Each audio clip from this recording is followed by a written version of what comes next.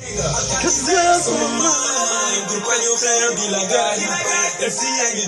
pas de fer. Wavy is in the building. La délégation est en route, en train de venir. Oh man, Marius, what's up? Oh, them people, huh?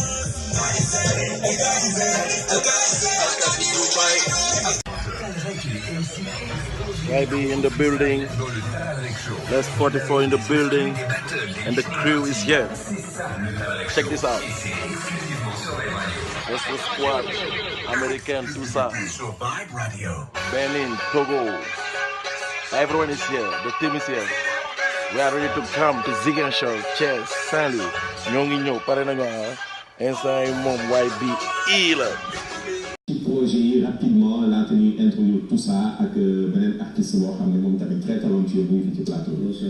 Bon, ok, donc on invite les Sénégalais parce que projet yi ñuy def nii mooy jëm dooleel encore. waaw sax yaa ngi koy wax. waaw donc tey jii dañu bëgg a internationaliser surtout la musique sénégalaise. parce que soo xoolee ñu ngi leen oo rappeur kese ñu leen oo artistes ils font du tout ñu ngi signé parce que ñoom bëgg may beaucoup plus d'ouverture pour yeneen dëkk yi mën leen consommer mën leen déglu parce que moom mooy problème Sénégal. si on veut se faire de l'argent ñu dooleel leen ñoom pour ñu mën dooleel tamit artistes yi il faut que tamit ñu génne seen musique. donc pour loolu formation yaa ngi fi ñu ngi donc ñu ngi invité tey jii artistes yëpp ñu xam ne ci label bi ñëpp fi nekkal. ku bëgg a visiter label bi vraiment nga xam organisation bi ci lu muy yëngu da ngay dem mu rek suñu site web. nga def www.usafricaentertainment.com soo fa duggee dina gis. Merci d'être venu sur le plateau. Invité. Mais est-ce que mën naa rapidement remercier parce que waa Ziguinchor def nañu loo xam ne ça nous a vraiment surpris. Le directeur de la Sénélec, monsieur Diémé, moom il a aménagé beaucoup de fois pour mu doxal mbir mi. Laetitia suñu marraine bi. ak Kara o tey jii nii. ñooñu def nañu lu grave. ak ton frère ton ami Georges Kassoumay. Donc et aussi la RTS qui a vraiment décidé de nous accompagner. Durant tout le long de RTS yéen la fi nekkal. Exactement. Merci. FM, pas de repos. On n'a même pas encore bouffé. ñoo ngi fi interview war a yéegal waa Casamance. Yegg si nañu tout ça in the building. Vivid in the building. TK in the building. So Cream Team ñoo ngi ci yoon. PAD moo ngi ci yoon. ñoo ngi représenté team bi fii Sud FM. Ziguinchor, stay tuned. Affaire bi du yomb de suba la dimanche. Alcito et Diatta. Aujourd'hui, vous voyagez pour Ziguinchor, donc ça veut dire qu'il y a la tournée qui commence aujourd'hui. Donc, donnez-moi vos impressions. Bon, c'est la joie. On est en famille. C'est la première fois que l'organisation a l'opportunité de rassembler beaucoup d'artistes venant de différents pays. Passer la première fois ensemble. Là, on est en route vers Ziguinchor. On est vraiment excités et on sait qu'il y aura de la folie, de la joie et du tout. Donc, je laisse la parole à notre représentant ici au Sénégal, Thierry. Écoutez, hein, c'est ça la définition exacte de YBE. Donc, nous sommes en aventure. Ça va être le show. Ça va être un moment de détente, de joie, de partage, de tout. Donc après Ziguinchor, on part directement sur Thiès et après Dakar. Donc j'espère on va passer une semaine nickel, une semaine de folie. Donc YBE, that's what's up. Wow. Anamu Jeff yow laa wër kaay. Donc je crois que toi tu es le capitaine des rappeurs. Aujourd'hui on entame la tournée pour Ziguinchor. Donc que peux-tu nous dire aujourd'hui? En wolof ou en français? Wolof ou français? Français. Bon, ça va chier les braises. Le 3 décembre à Ziguinchor. Stade. Alcito et Diatta. Le quand? Je te repose la question, Jeff. Le 3, Inch'Allah, Warabi. Stay tuned. They made it. Donc aujourd'hui, Jeff, c'est le capitaine, le leader de US Africa. On vient avec toi, Jeff, en tant que leader du label, pour que tu nous présentes tous tes artistes. Donc on commence par déjà le Togo. Donc on commence par le Togo. Pardon? Et Présente-toi. il y a le bateau en fait qui est en train de faire beaucoup de bruit, tu vois un peu. Ok, bah voilà, c'est Chorus, et toujours le même refrain. Et que est le seul artiste africain qui fait du R&B bizarre. Bah ouais, c'est comme ça, on se dirige comme ça pour Zingeshore, pour le premier concert de la tournée YBE Tour. Ouais, ça va faire très mal. Et ça, c'est qui? Yeah, P.A.D. a.k.a. King Picsou, a.k.a. dans la de ta soeur, a.k.a.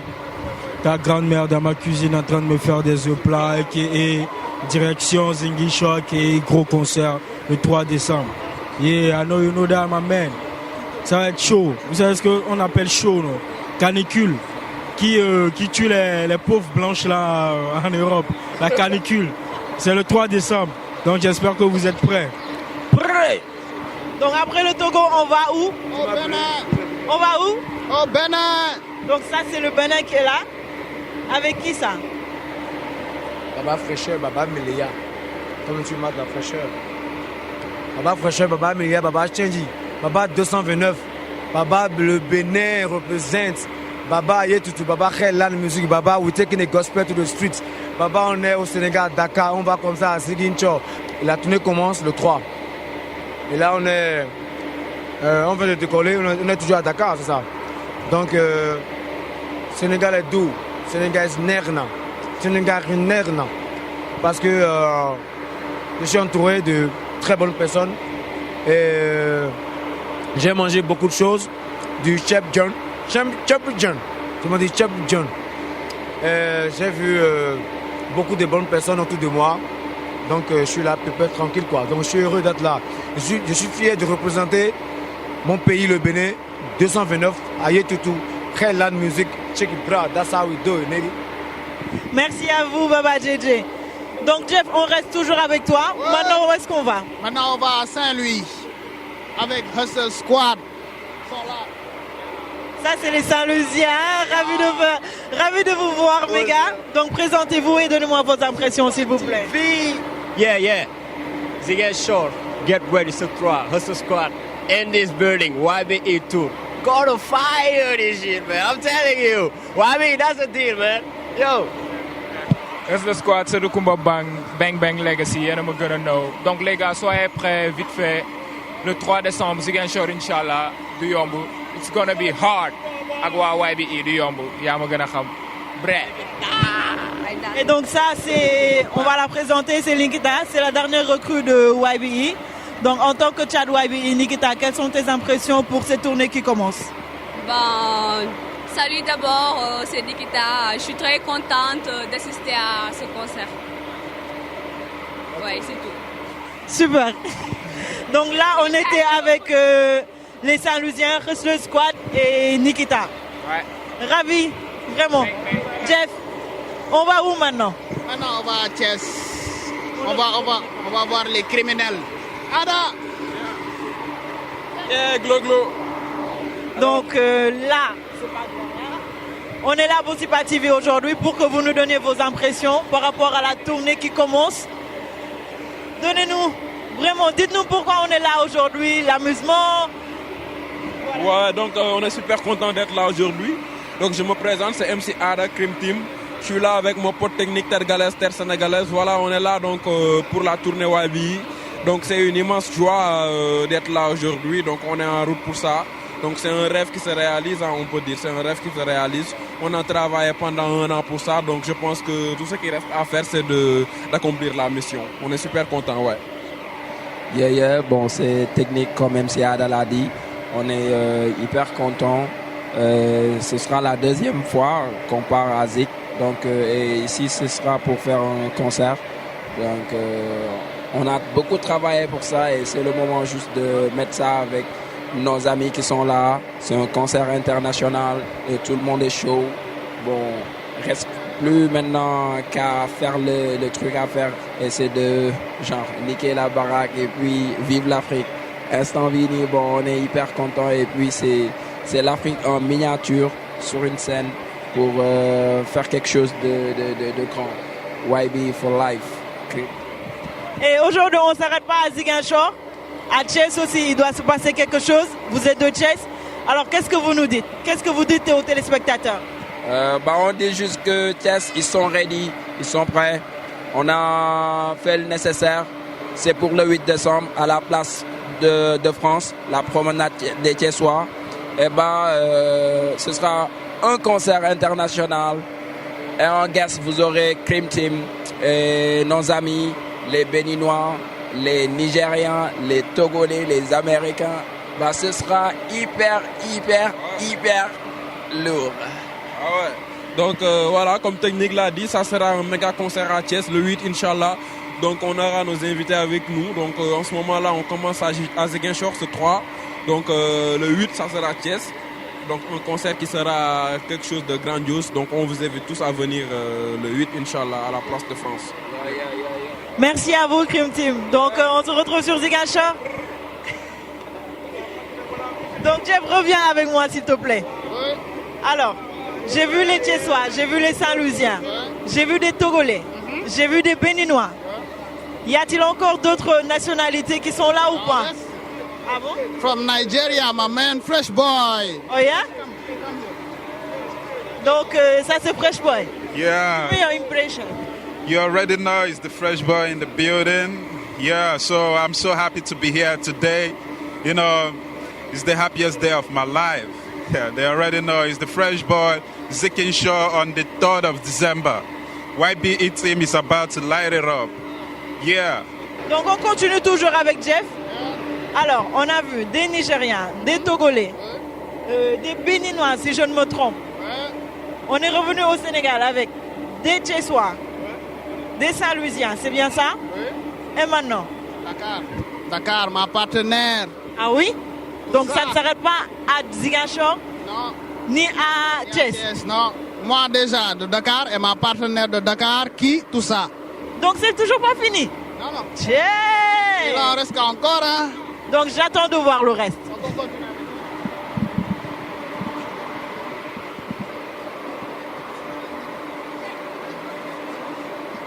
Jeff, c'est qui celle-là? Présente-la moi. Ça c'est tout ça, c'est un rap. What's up? What's good, man? Good deal. Donc tout ça, est-ce qu'on peut avoir tes impressions aujourd'hui pour la tournée de YBE qui commence? Bon, ça commence bien, hein, très bien même. Donc nous sommes ici bateau bi, xam nga. Wara joindre Ziguinchor. Xam nga suñu invité yépp ñu ngi fi ak ñun, ñoo ngi happy, ñoo ngi enjoy. Donc Zig du yomb dal.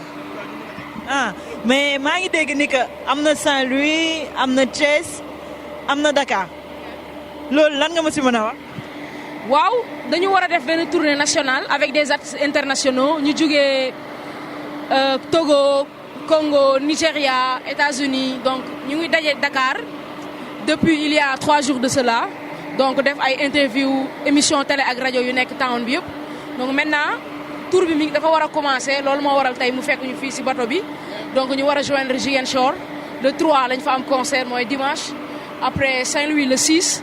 Donc je pense que après dinañ Saint-Louis le 6 et 8 Thiès 9 ñu tëjee ko Dakar. Donc noonu lañ koy defee yaa ma gën a noo dis YBE liñ doon wax yëpp di ko publicité yëpp di ko promouvoir yëpp teew na nag dañuy yëngal dëkk. kon bu ñu xoolee ba xool tey la lépp leer daal maanaam tey da ngeen judduwaat. waaw confirmation la rek xam nga ñun moom lu ñu wax dañ siy nekk xam nga comme lu anglais di wax rek xaw ma act speak better than words, right? Si loolu lañ nekk xam nga ñun di def di appliquer yaa ma gën a noo ñun daal ñooy nii lu yàlla xam doy na. Donc bonne tournée à vous. Jeff, on va où encore? Aux États-Unis. Au USA. Donc ce n'est pas que l'Afrique. Non, non, district of. Ce n'est pas que l'Afrique. Yeah, no, no, no. Okay, this is CPA TV. It's an international TV. You know, they go viral everywhere and everybody's following them. So you are Vivid's manager. And right now you are in Africa, Senegal for a tour concert. So what do you think about the whole thing? I mean, first of all, we just like to thank YBE for having us out here. You know, right now you guys have just been nothing but amazing to us. You know, this is something we've been working towards for a very long time. Not only are we excited just to be here, but to work with all of the new artists that we've been putting the music down with, seeing new things, and just being different and making a difference. Ok, donc elle a dit qu'elle est vraiment contente d'être ici. Donc elle remercie YBE de cette opportunité. Donc ils sont vraiment contents et ils vont faire de leur mieux pour donner le mieux possible. Donc c'est une nouvelle expérience pour elle. C'est la première fois. Donc c'est le manager du moins de Vivid, la rappeur américaine de Washington DC. Donc I have another question for you. So during the collaboration, how do you feel with the different culture?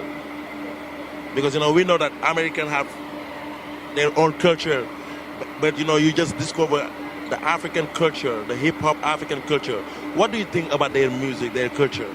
To be honest with you, the only difference is we just don't speak you guys' language. The beats are outstanding. The artists are spectacular. I mean, it's just so much talent over here. If you just close your eyes and open your ears, worldwide music is just music. It is the same. If it's good or it's bad, but music is music. And you guys have some great music. And we're just, like I said, excited to be here and working with a talented group of artists, male and female.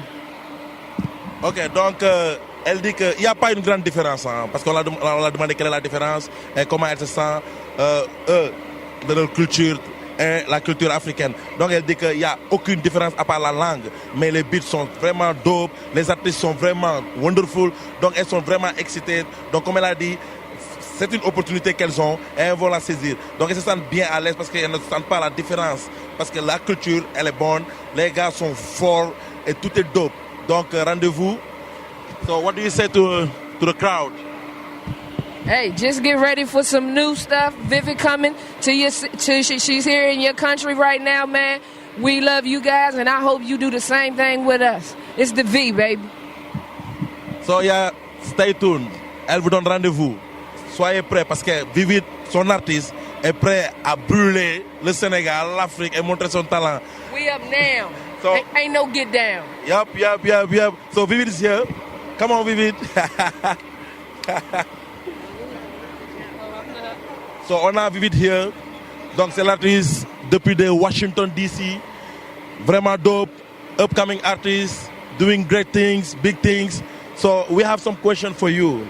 So SIPA TV is one of the biggest international TV in Africa. And people really follow them. So this question is for you, Vivid. You're the artist. So I don't know about your experiences, but I think that this is your first time to be in Africa and to have this kind of type of collaboration. So what do you think about this collaboration? I think it's the dopest collaboration I've ever done in all my history of doing music. Yeah. This is my first international collaboration with international artists. Outside of the United States, and I'm just blessed and humble for the experience, man. Honestly, and I appreciate you for having me, though. No, you're welcome. Donc elle dit qu'elle est vraiment excitée. Ça c'est la première fois qu'elle a une si grosse collaboration avec des Africains. Donc c'est la première fois qu'elle devient internationale. Donc elle est humble d'abord et elle est thankful d'être here avec le public africain surtout qui l'ont bien accueilli.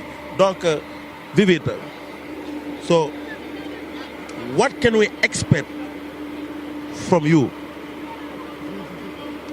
Fire.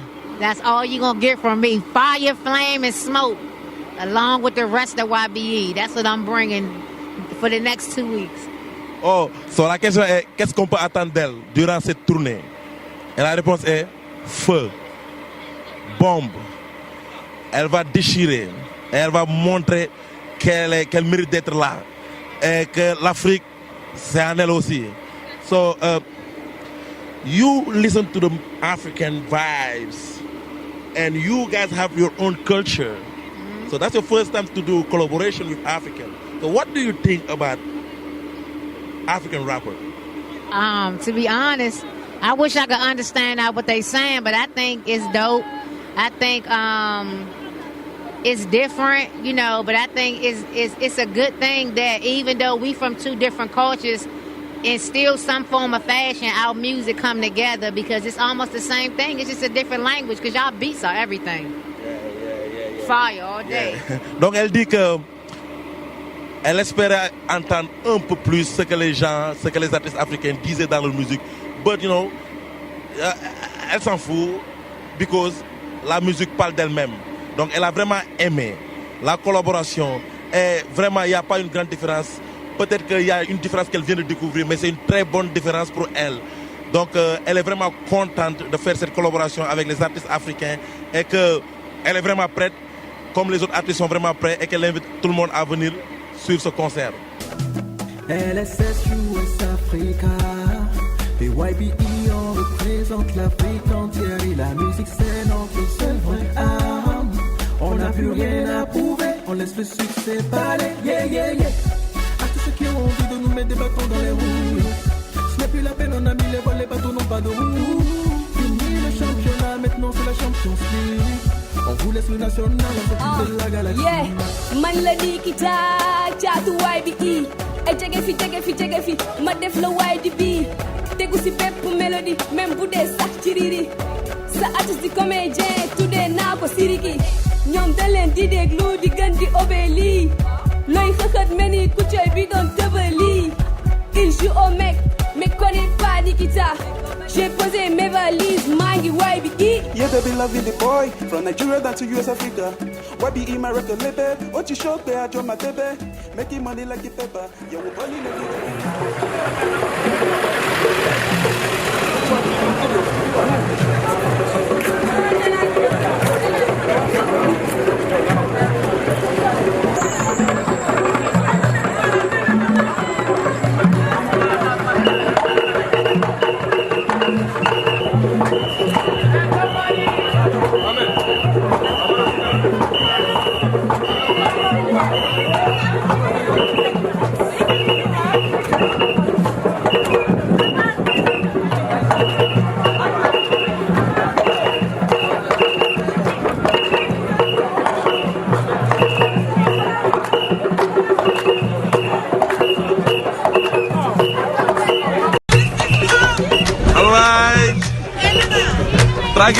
Tranquille.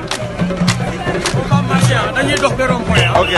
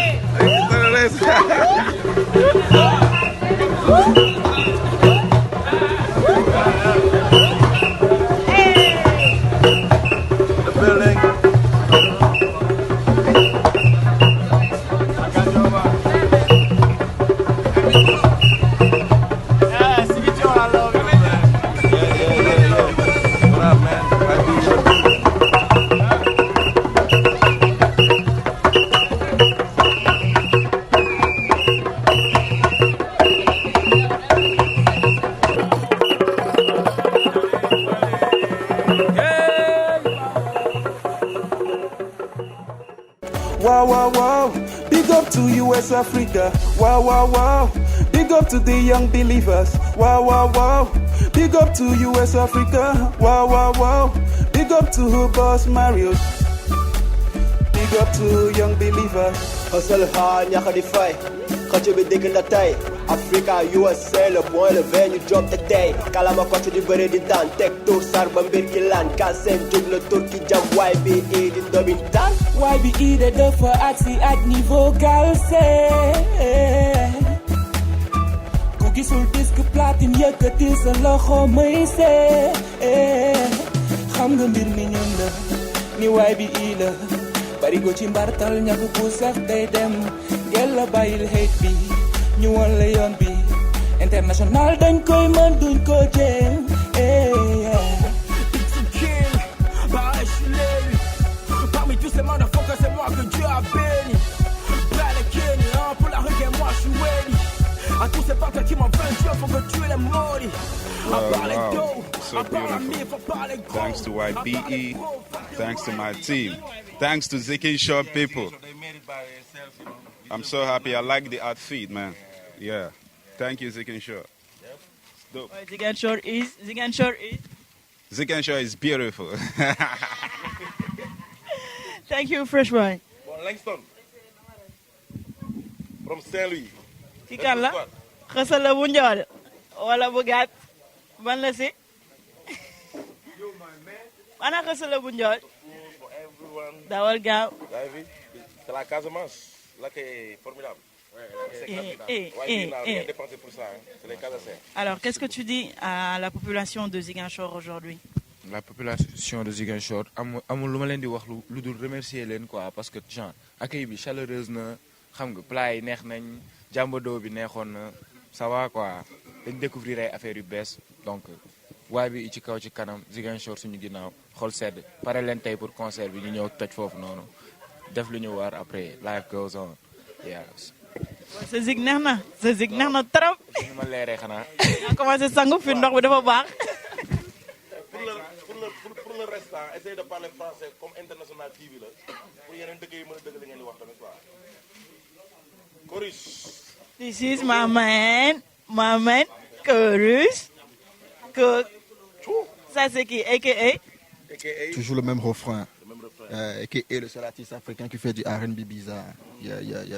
Ça c'est pour toi, c'est la Casamance qui te l'offre. Ah, merci, ça fait plaisir. Merci. Toi, est-ce que tu vas retourner au Togo? Je ne pense pas. Avec tout ça là-bas, je ne peux plus retourner au Togo. Yeah! C'est les gars trop doux. C'est les gars, ils se nervent. Puis Eddie, from Togo. Ça c'est qui?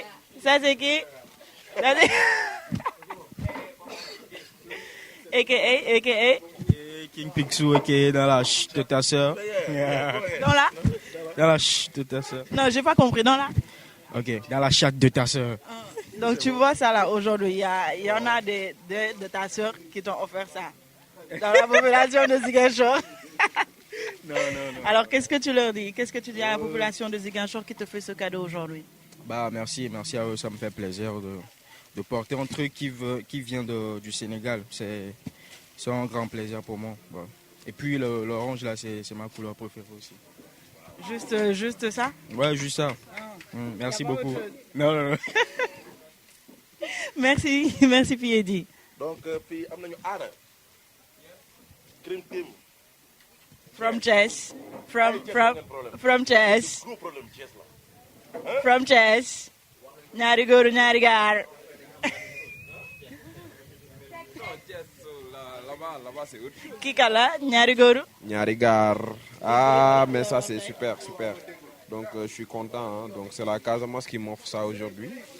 Donc on va vous honorer nous aussi. On va faire un show de ouf. Aujourd'hui même le 3 décembre. Donc venez tous. On est super contents. Merci Casamance.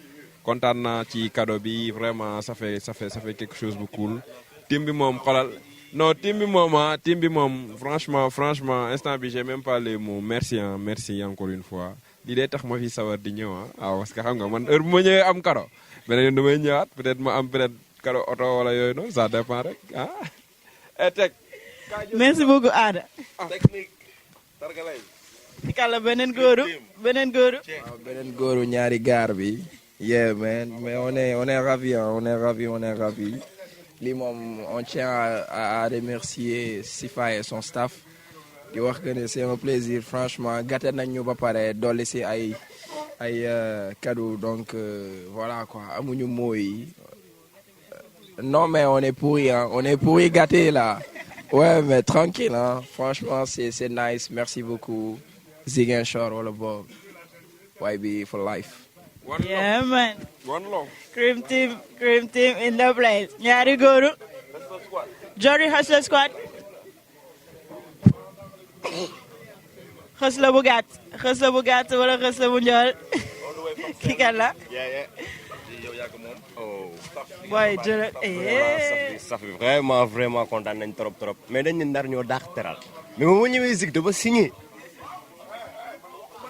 Vous savez, je remercie la Ziguinchor et l'association.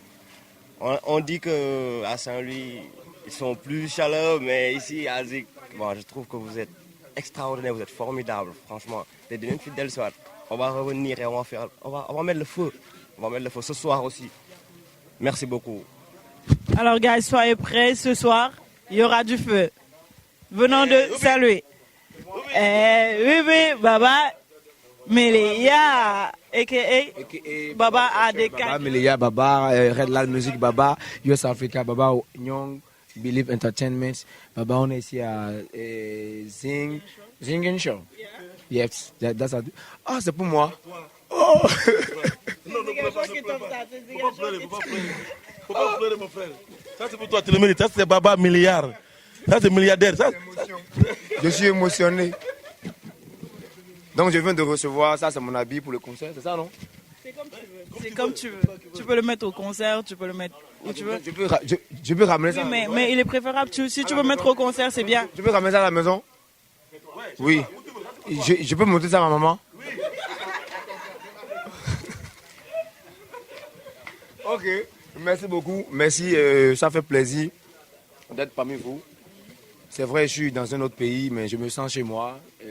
L'accueil est vraiment chaleureux. Donc, je suis à l'aise. Moi, je vais partir. L'autre a dit qu'il ne va pas partir. Moi, je vais partir, je vais revenir. Mais avant de partir, j'irai et je serai dans mon pays avec 4 belles Sénégalaises. C'est bon? Mais ça marche. 10. Combien? 10, non. Combien tu prends? Je ne suis pas l'ancêtre qui a créé le Sénégal. Quand même. Si moi j'amène 10, les autres, ils ne vont rien trouver. Non, il y en a plusieurs, donc tu peux prendre 10. C'est bon? Ok, merci beaucoup. Et j'espère que vous avez coupé cette partie-là dans l'interview. Parce que ma femme sur les infos, hein, c'est entre nous. Hein, Elle va rien entendre, On va couper cette partie. Ok, merci beaucoup. Je vous aime beaucoup, peuple sénégalais. Merci beaucoup. Merci à toi, Baba JJ. Ok, cet événement c'est un concert d'abord international. Pourquoi international? Parce que ça regroupe beaucoup d'artistes venus de différents parts, comme du Togo, Nigeria, Bénin, des USA. Donc le label, comme je vous l'ai dit tout à l'heure, le label a pour but de créer beaucoup plus de collaboration entre les artistes de différents pays, de casser des barrières. Et l'organisation a aussi pour but de créer beaucoup plus d'emplois, en donnant l'opportunité à la jeunesse de pouvoir vivre de leurs rêves et de pouvoir s'occuper à quelque chose. Donc on a choisi la musique parce que la musique elle est aimée. La musique n'a pas de frontières. Et la musique elle seule peut créer beaucoup d'opportunités. Par exemple, quand on parle d'opportunités, on parle des gens qui sont à l'école, qui sont des diplômés et qui sortent de l'école et qui n'ont pas de travail, qui n'ont rien à faire alors qu'ils sont là à traîner, à se plaindre de la vie. Et ce qui vaut que les gens prennent la mer pour aller se suicider parce qu'ils croient que là-bas c'est le pays de l'or et de l'oncle, je ne sais pas quoi. Donc nous on est là pour juste donner cette espérance et cette motivation. Donc on apprend à la jeunesse de croire en eux.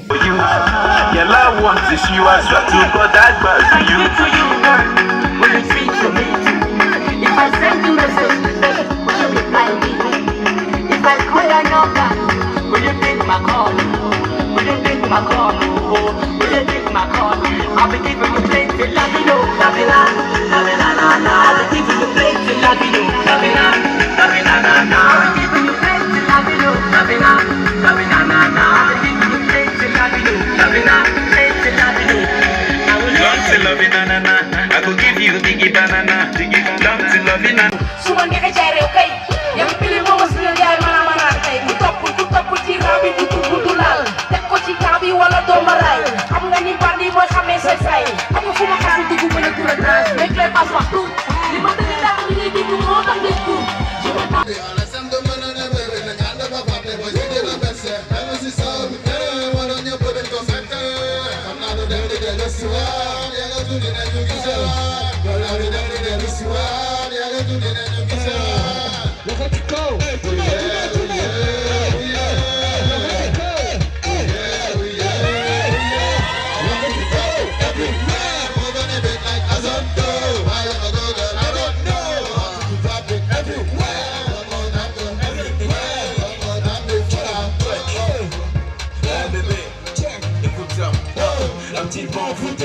Elle a mis le feu comme un pyromane. Quand je la vois, je fais les boulements. Ah ouais, je deviens tout bête comme un âne. Elle a un cul de ouf. J'imagine mon skate dans sa fouf. Regarde comme moi, t'as des...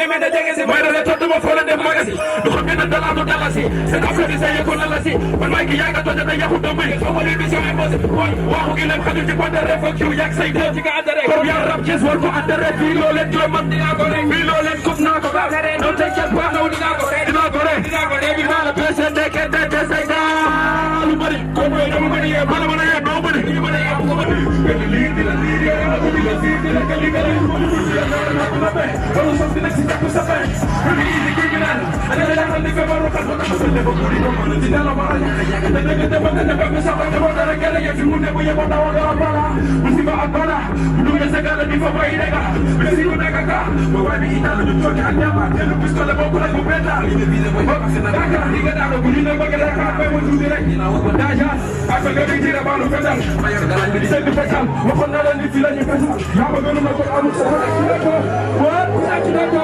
wala bo kay dañ ñëpp ci wala bo one, two, three, I'm a gun. I'm a gun.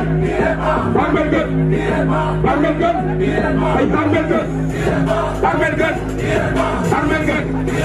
I'm a gun. Tire pas, ayo. Tire pas, tire le gun. Tire pas, on y va. I'm a gun. I'm a gun.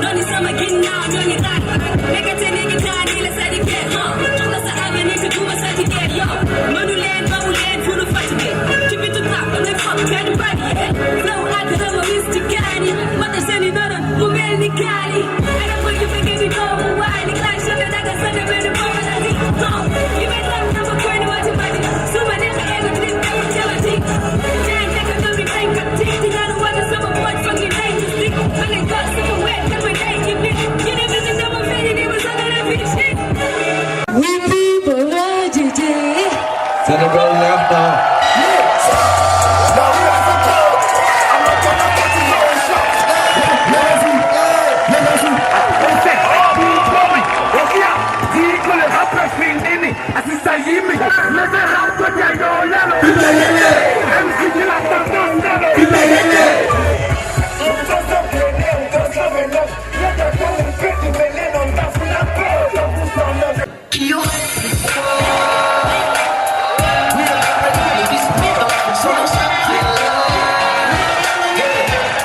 Comment tu fais ça?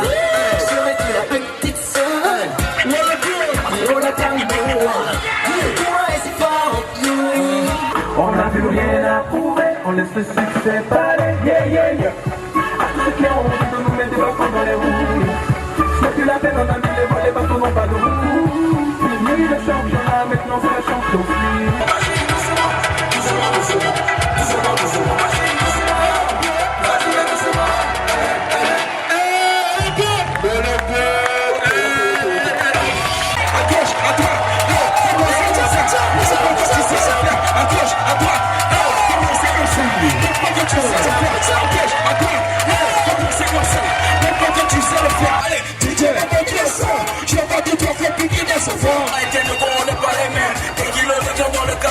Tu sais que tu as si vite le sang. Laisse seulement chez les gens qui est dans ton bras. Et là, le culé, on fait j'imagine, on se guette, on se la fout. Regarde.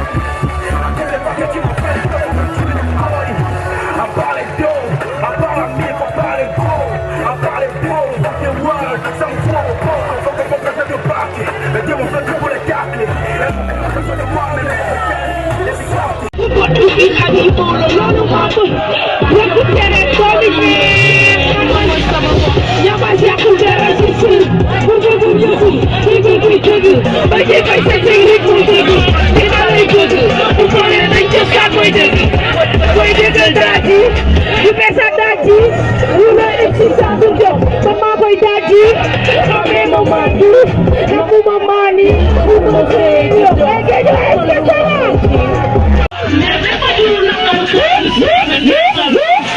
Like Jay Jacka, I'm a young Jay Alcoa, man,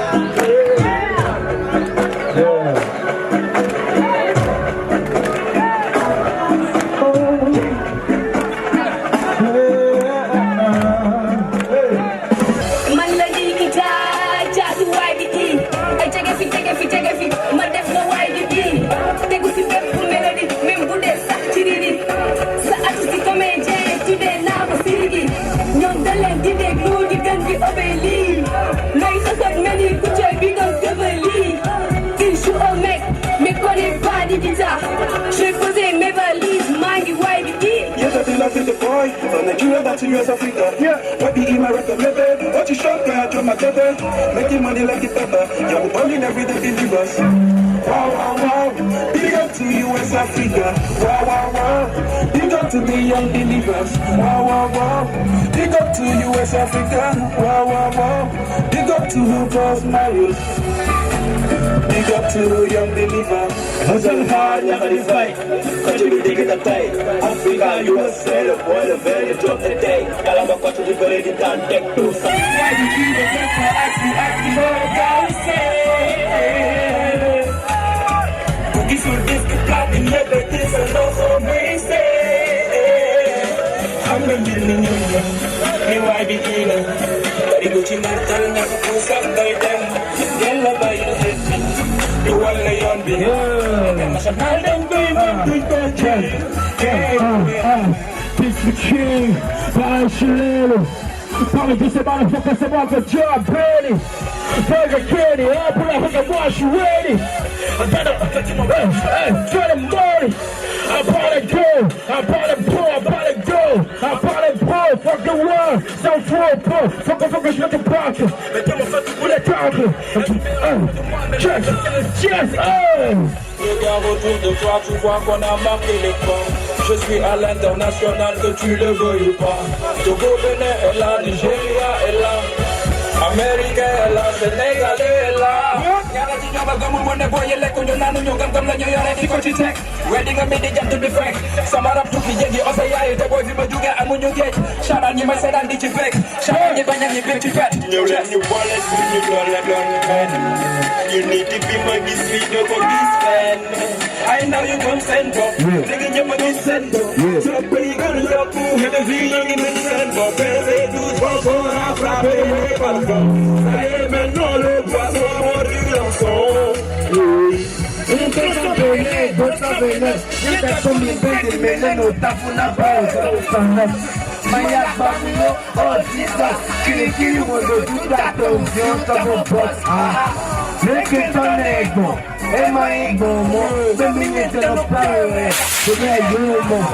Yupi baba milia, Kuratiano, Edeno Venan Milima, Madenyamo.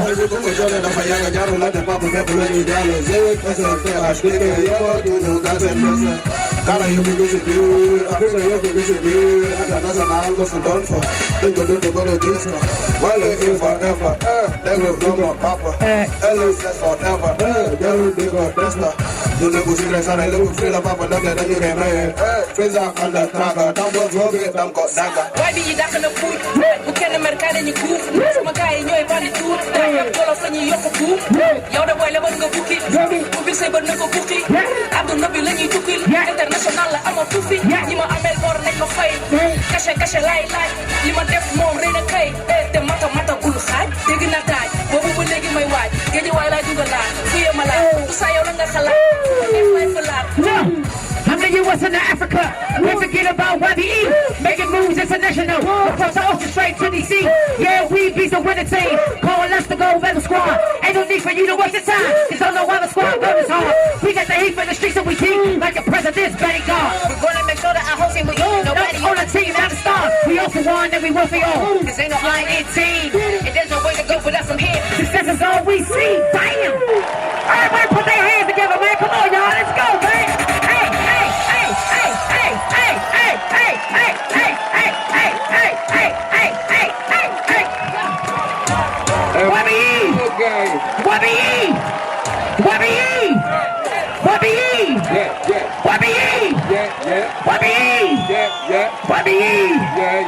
YBE! Cheers! cheers.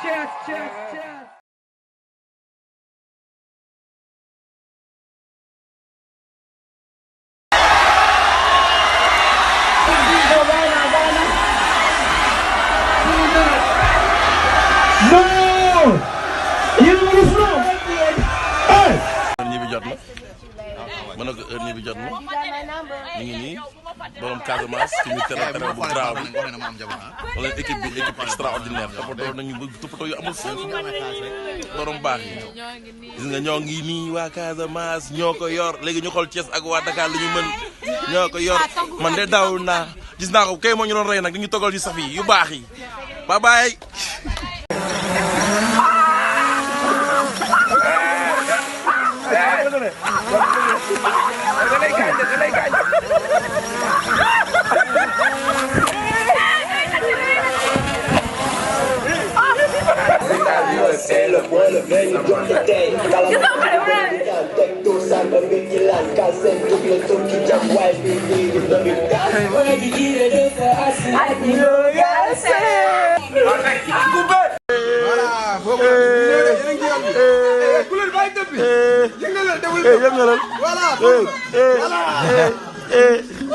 waxal waay nabar na yëngu waay jànjali na yëngu waay na jànjali yëngu waay yëkkati sa baa bi yow tam yëkkati sa baa bi tournage doucement Cream Team feat Coris Sénégal international laa lay tegal nii ñun rek la amul feneen fu dul fii waaye bi wàññi doole bi cu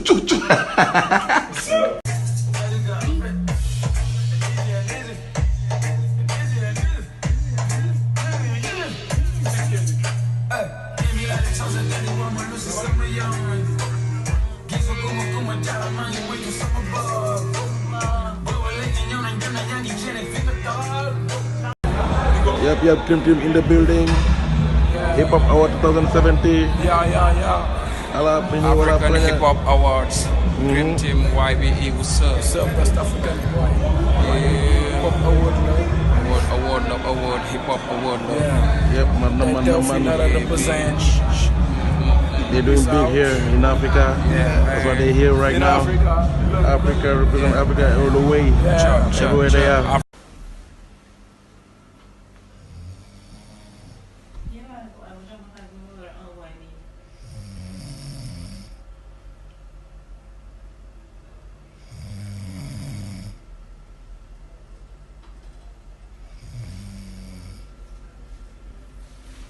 Mais c'est sonn baaxul.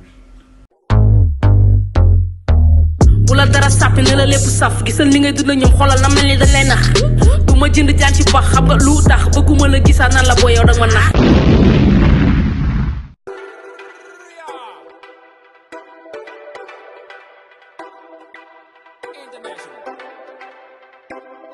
YBE LSS